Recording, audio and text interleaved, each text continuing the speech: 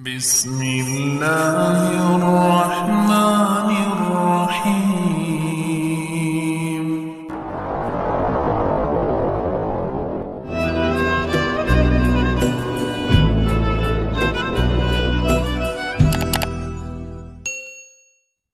Bismillahirrahmanirrahim.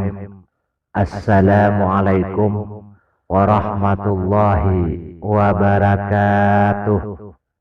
Alhamdulillah. Allahumma sholli wa sallim wa barik ala sayyidina wa maulana Muhammad wa ala alihi wa sahbihi wa barik wa sallim.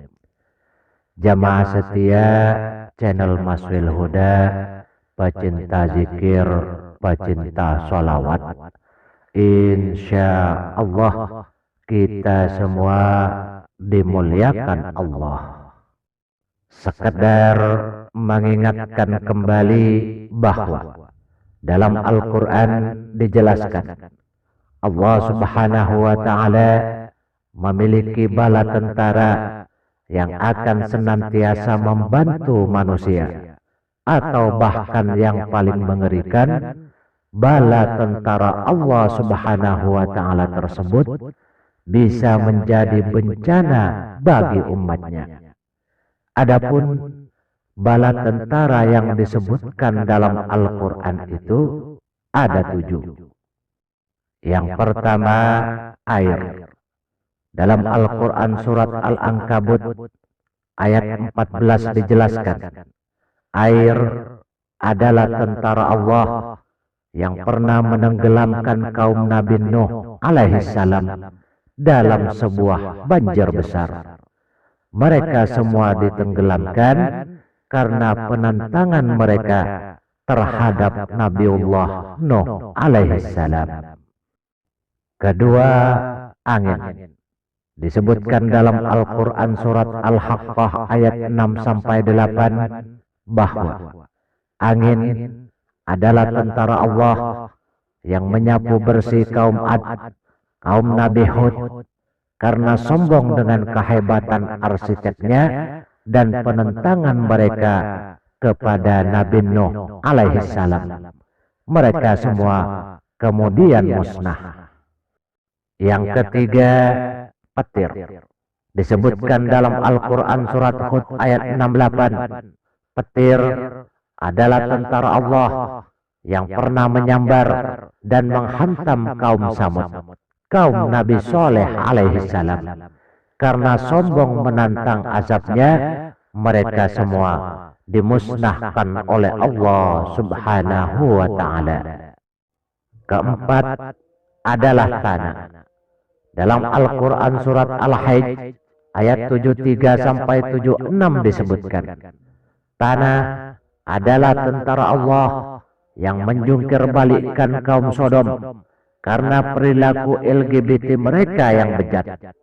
Kaum Sodom dijungkir balikkan, kemudian dihujani batu dari tanah yang keras hingga mereka semua musnah. Yang kelima, hawa panas.